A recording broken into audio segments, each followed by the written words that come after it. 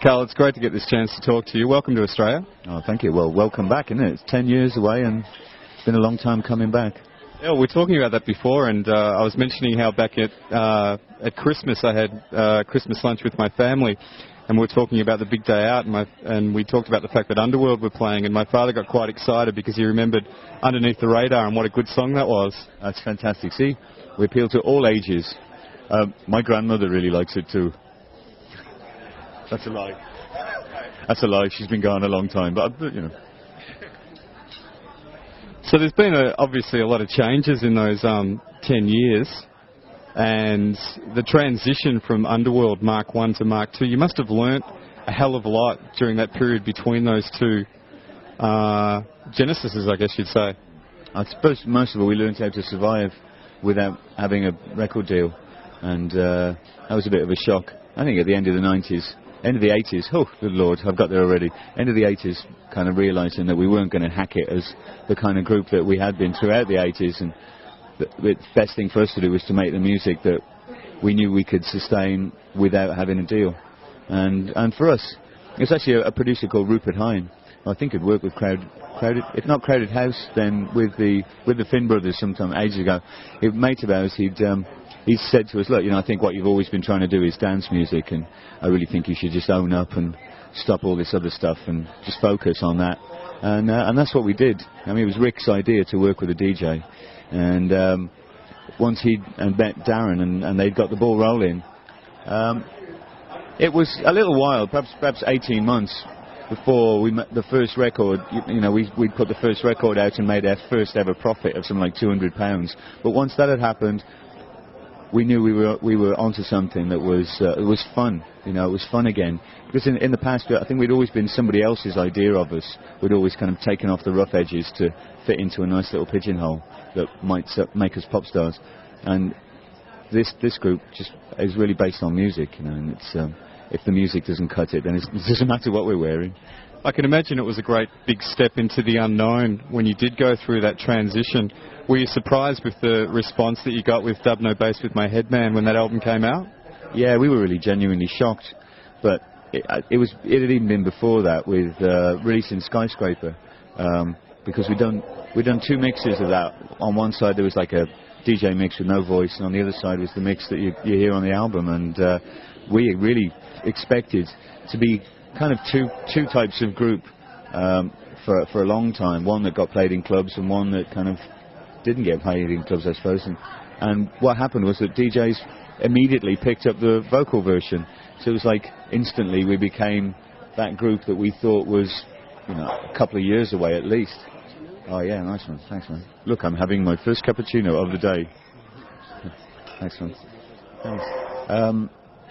That was I think the greatest shock, because we'd worked hard to integrate the voice into a genre that was traditionally opposed to singing in the way that for the amount that we used it, and that was the biggest shock to us. Then when Dub No Bass got the reception that it did with the press and did as well as it did, you know, I think it was all like, you know, pinch me, what's happening. Did you find it a refreshing change to sort of step back into the anonymity of being an electronic music artist, where you didn't have so many of the demands of being in a traditional rock band type thing, where there's that expectation to release music videos and, you know, to have those photos out there so people can have posters on their walls and all that sort of stuff? Did you find that invigorating? Yeah. You got it in one, you know. And it was very exciting to be a singer in a group that was making dance music, as I say, that was, you know, which is for the dance floor, and being in a group where to be the singer, the drummer had to come first. And that was great, actually, because in a way it sort of took a bit of responsibility off me, but also it just made it kind of made all the years of singing and playing guitar that we'd done up until that point, it refreshed it all again. And so there's a completely different way of looking at this thing that you've been doing for years and years and years. And the way that we put lyrics together, the way that we integrate the human voice, the way that then Rick and Darren will work and rework and chop up my voice, you know. I mean, it's all exciting. It's kind of like you sort of have to chuck your ego away, which is just baggage. The ego was just baggage and was getting in the way. making us want to be pop stars rather than getting on with the business of making music that turned people on, you know. And the thing also about having Darren in the group was that you could do your own market research. You could make a tape or make a record, and he'd play an acetate, and if people danced to it, you put it out. You weren't waiting for a marketing department to say, well, you know, we've checked the demographic, and I think the kids in Melbourne in 1999 will be dancing to 125.3 beats per minute with hi-hat every third beat. You know, it's like, no, people are dancing to this, put it out. Well, it's a real do-it-yourself ethic, isn't it? Yeah, it's absolutely, and I think it was something that we were crying out for all along, because most of what we encountered in the music industry didn't sit well with us. It didn't make sense to us, and we were often meeting really good people that kind of were always saying they had their hands tied and they would do things differently. So throughout the 80s, we were learning and feeding off of people that were inspiring us, kind of saying, well, I would do things differently. And what it really amounted to was like, well, if you don't want to be pop stars, if your aim isn't to sell more records than everybody, have more money than everybody, and look flashier than everybody else, if that isn't your aim, then there's a whole different world can open up now. You know, if you just want to make a record and cover your costs, fantastic. If you want to go out and play and not have to pay to play by having tons of lights and projectors and stuff like that, like we do now, you know, if you just want to play, you can play. You know, the band in a van can go and play. You seem to be able to extend your lifespan too by taking that step back into the electronic sphere. Well, the thing that had happened... Look at the Rolling Stones. I'd rather not. No, the thing that had happened was between every time we'd stopped, like when we had our first group through, every time we'd stop, you know, get dropped by the label, Rick and I would put our heads together and we'd just make the music that we could make, and you can't have a drummer and a bass player in a bedroom, so we just used the equipment that we had, which was a little drum machine, a couple of synths, and whatever you could DI into the board, you know. And so we were always making this electronic music right since the early 80s. And was there a lot of experimentation involved as well at that time, like learning the ropes of how to actually harness that technology? I think it was more just having fun and finding out that you could make these mad noises, and we could get off on that, and like not really even thinking where it would go. But of course, you know, mine and Rick's 1980s was very different to Darren's. You know, we didn't know about house music through the 80s until hearing pirate radio in the late 80s. In fact, it was just before we came down here in about 88 when we first heard acid house on pirate radio up in London. But Darren knew a completely different 80s. He was having a great time. You know, he was into his records and into the dance culture. I liked his honesty in his description of Underworld Mark I as well. Oh, they were shit. There you go. Oh, the honesty of youth. God bless him. You know, I mean, that really helped. It put the shits up me. Really put the fear of God into me, because you know, I'd been when Underworld Mark I finished, I stayed over in America, like being a session guitarist, and it really, you know, that was how I managed to pay the mortgage. Rick came back and worked with Darren, and when I came back and found out that he got this new partner, there wasn't even a plan to have a group called Underworld or even have a group, you know. When I found out that they were clicking and getting on, and this, as I say, this genre didn't really welcome singers, the likes of which, you know, I was, it was like either reinvent or stop doing it, you know. And I didn't want to stop doing it, so it was like reinvention seemed an exciting alternative, and it did, you know, in all fairness, it did to Rick and Darren too. It was like, well, okay, leave the door open, see what he does. There must have been certain artists that you drew a lot of inspiration from at that time as well, when you went through that new growth period with Underworld. Can you tell us who some of those artists were that actually influenced the electronic sounds of Underworld? In the very, very beginning, it was Kraftwerk in the early 80s, and I mean, I still remember hearing Autobahn in the 70s, and I just couldn't believe it. It stood out as just being so completely different from everything else. And as a kid, I couldn't believe that it even got in the charts. You know, that people were that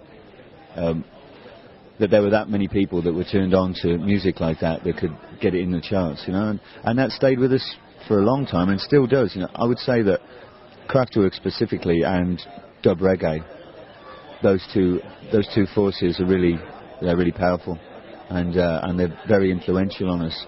But Darren was coming to us with records I'd never heard of. These records that he was getting from Detroit and Chicago, and American records, house records that were just like bizarre to me. They were kind of like almost had nothing on them. They were just some beats, and it was like, it was so unusual and so bizarre that it was exciting. It wasn't like, it didn't really seem to have any context that I could say, oh, that this is going to be a pop record and we're going to go out and tour this. It was just stuff that I could get off on the groove, and that was a great starting point. Did you find it much of a challenge to adapt to your pretty original vocal style to the music that you were creating around that period leading up to the release of Dub No Bass with My Head Man? Did I find it a challenge? I found it an enormous challenge. It took us a long time. I'd say we probably recorded an entire album and then threw it away until we got Dark and Long. And Dark and Long, as far as I remember, and I've probably rewritten history in saying this, but as far as I remember, was the first time that the three of us kind of thought, oh, it's something a bit unusual happening here. We've never written a track like this before. You've got a very stream of consciousness type of lyrical presentation. Do you find that you have a lot of freedom working with that way, breaking away from the traditional sort of form of the classic frontman with a band? Well, what it is, I go around with a notebook and I write down bits and pieces of conversation that go on around me, because I think people say amazing things. They say things that are like funny, bizarre, straight to the point, and more so than any lyrics that I've ever written. And so it started off with that, just kind of listening to, actually it was two things: listening to Lou Reed's New York album, and the only way I could imagine that he'd written some of those words was like overhearing stuff people say. That was my imagination of it, whether it was or not. And was a book called Motel Chronicles by Sam Shepard, and in which he just had little tiny snippets of life. And those two things together kind of gave me the confidence to just go out and write stuff down that I saw around me at the time, and things I heard people say while I was going on a journey, while I was being in a bar, while I was on a plane, whatever. And so all the songs are they're really specific. They're kind of they're about a night in Soho in London. They're about a night in New York. They're about a journey on a train between London and our home. And they're not at all in a way, they're not streams of consciousness. They're actually just samples of what's going on. And I believe we all see the world in fragments. We're talking here now, there's a bit of a conversation going on in the background, there's some noise and stuff, and there's the wind and things we can see, and that all makes up the day. We can't hear all of that guy's conversation. Maybe when you play this back you will, you'll find something very scary. And we can't see all the buildings that, we can only see this side of the buildings. We only see the world in fragments, and that's why I thought, well, it was kind of an obvious way to start working and see what happened. When you think of it that way, there's an amazing amount of subject material to work with, isn't there? It's endless, yeah, really. And there you go. It's endless. Thank you. Were you surprised that Born Slippy became such an anthem? I can imagine it was just a very simple concept that you came up with lyrically. Were you really blown away by the fact that so many people took to that track? Well, the association with Trainspotting was obviously an enormous help. It was an enormous platform because it was such a cool film, and it captured a lot of people's imagination. The tracks that were on it, the way that Danny Boyle had put the music to the film.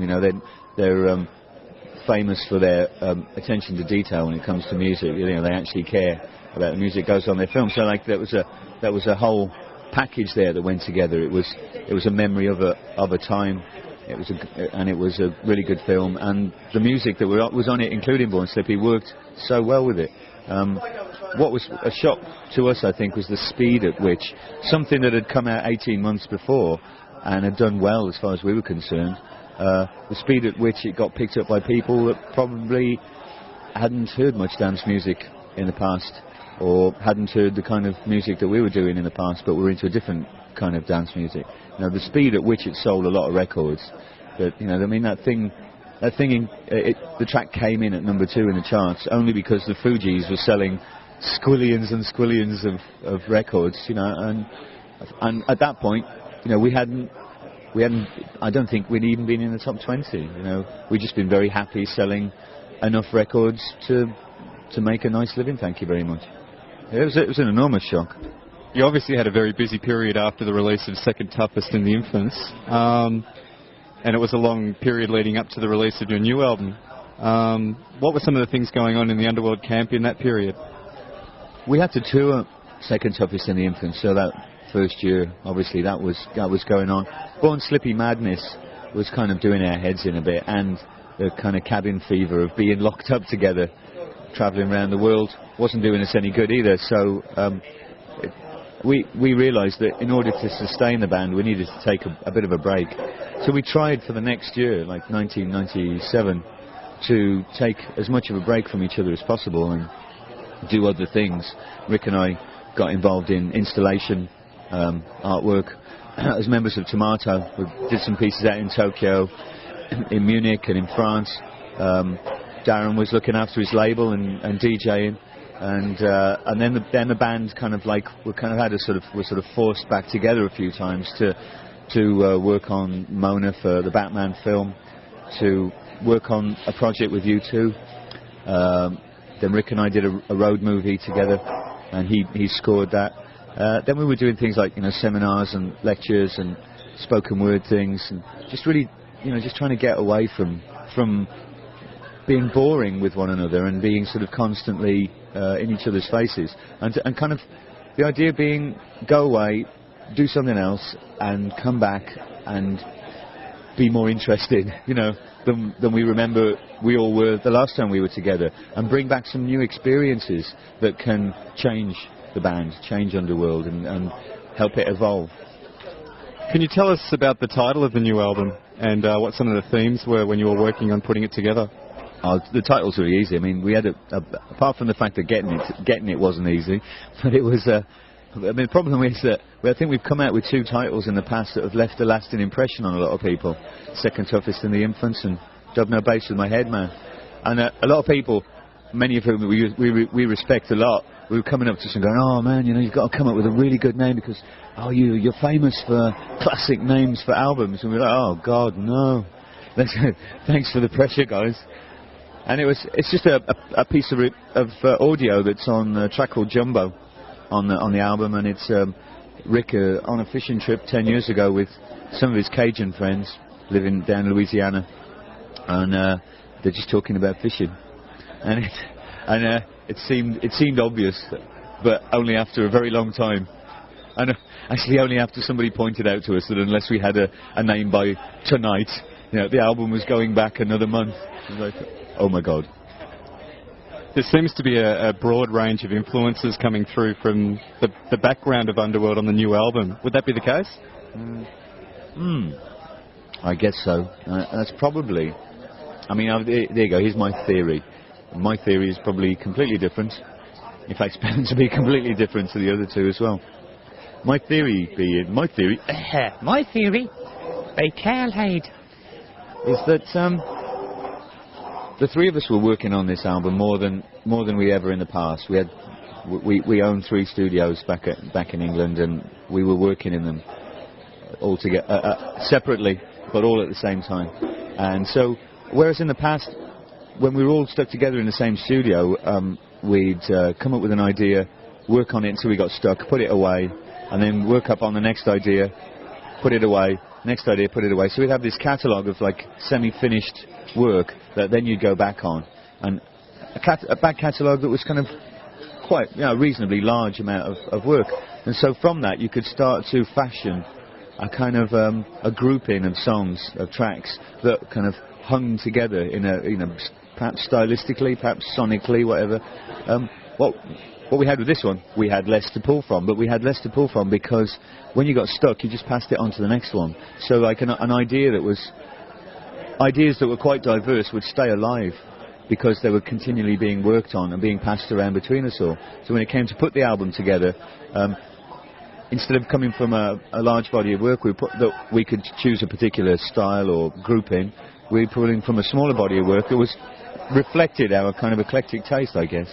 I don't know if I've talked, don't I? Gordon Bennett. No, well, congratulations. It is. I've actually heard the album From Go to Woe, and it's fantastic. The thing that I really enjoy about it is that you can have it on when you're up and about, and you get the vibe going. Whereas myself and my girlfriend last night, when we went to bed, we put it on, and we enjoyed it. I don't think the listeners want to know about that, you know. It's music for all moods. That's what I'm trying to say. Ooh, sexy boy. So how's the response been to it live? Well, we actually we hadn't finished the album by the time we had to go out and play again last year. We'd been committed to quite a few festivals. I believe you played New Year's Eve with New Order in London. Yeah, that was a shock as well. We're definitely not playing New Year's Eve. All right then. But when we came to go out and play the festivals last summer, we hadn't finished the album. You know, in fact, we were kind of bogged down with the minutiae of the tracks. You know, the details really going up our own bum fast, I think. And there were some tracks that were only working because they've got these very sort of sophisticated. I want to say, but that's completely the opposite. You know, just very frothy production qualities that were holding it together very, you know, and very tenuously. When you go and play live, you can't have all that shit. You know, it's got to be succinct. It's got to be to the point. What is the point of this track? Where's it all hang together? You know, what's going to turn people on when they hear this in the first few seconds? You know, because if it's not there, scrap it. And so, quite a few of the tracks, King of Snake, Cups, Jumbo is another one. I'm trying to think of something like a Mama. You know, started to get rewritten. King of Snake completely rewritten. I mean, got rewritten. All of these got rewritten on stage, but King of Snake completely rewritten, like the first gig we did up in Dublin. And we just we looked at each other and went, look, it's not working, we've got nothing to lose, it's got a great groove, do something. Just improvise something. And we'd be writing these stuff on stage and recording every night. And then we'd come back and say, well, you know, we think a bit of this version, a bit of that version, and let's put them together. As it happened, that first night wrote King of Snake almost in its entirety.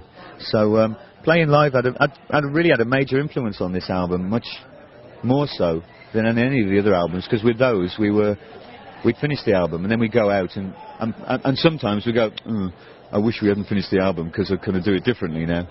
With this one we had the luxury really of being able to go back into the studio and just jam it down again live. So are you excited about the future as Underworld go forward and continue to meld man and machine together? Is it a very positive feeling amongst the Underworld camp about what is ahead? Year 2000, where it's all going? I like being in this group. I like being in this group a lot. It's not boring. And when it gets boring, somebody does something about it, you know. And from the fact that the sets are improvised, no set list, no rehearsals, through to, you know, Ricky will always throw a spanner in the works when we're getting too settled in our ways and kind of go, stop, we need to rethink. I'm not going to do any more until somebody comes up with something exciting. Whatever it is, you know, it's like it's a band that kind of has to stay on its toes to survive, really. You know, we're not a band that relies on a style that we just keep churning out, and we tried that, and we're not very good at it. You know, there are some bands that are very good at it, and some bands that I'm really glad do it because I wouldn't want them to change. But for a band like us, change is imperative, and I think that it more than anything comes out of dance music. Where for me, when Rick and I first got into dance music in the early 90s, it seemed to be that you're only as good as your last record. And so you had to come out with a record that was even better than the last one. And it didn't matter that your last record had a sound to it. You know, you couldn't just come out with the sound. You had to come out with something special, and that probably had nothing to do with that sound at all. It was completely reinvented, you know. And I think as long as we hold on to that, as long as we hold on to this idea of reinvention and looking towards doing it differently to the way we did it last time, then the group's always got a future. So can we expect to see Underworld touring Australia in its own right with the new album, The Coup Fish? it's a curious thing, and Australia always feels a long way away, you know. And when you're presented with a schedule which, you know, sends you all the way around the northern hemisphere for 12 months without even trying, you know, and that's even with sort of cutting stuff back. People say, "Oh, go off to Australia," and it seems such a long way away. We got off the plane here though, and I know 5 days ago, because we were shooting a video for Push Upstairs up in the Blue Mountains, and as soon as we got off the plane, we all looked at each other and went, "Oh God, I remember why we liked Australia so much. You know, we should come here. We should definitely come here."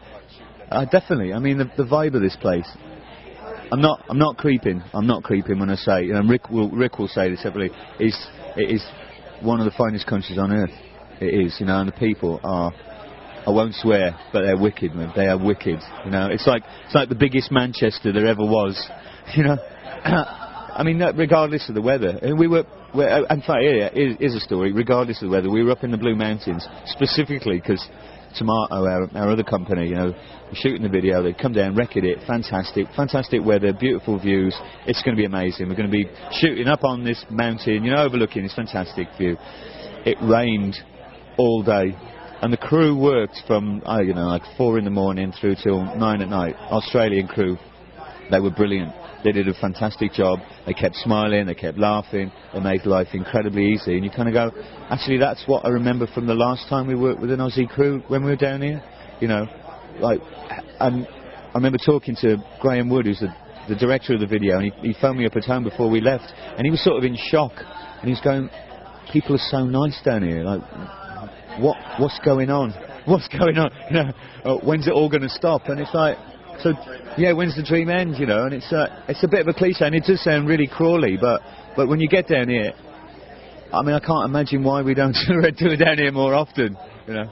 I think, having seen it, and having seen how the scene has kicked off, in the same way that we saw it in America, you know, America, we had to go there and kind of be convinced that it was kicking off in America, you know? To come down here and see the way, you know, Darren was telling us dance music was kicking off down here years ago anyway, you know. But to see it firsthand, you kind of go, you know, you got to come back. You got to. Why? Because it's just a fucking great vibe, you know. And that great vibe that's life sustaining. That's career building. You know, you want to keep making music when you're playing for people that are giving you such a top buzz, and when you're working with crews that are just, you know, a pleasure to work with security, with organisers, you know. I mean, it just goes on. I'm sounding a bit gushy, a bit sort of mental, but that's rare. Believe me, that's rare. Well, Karl, good luck with the future, and congratulations on a fantastic new album. Oh, thank you very much. And my mum thanks you too.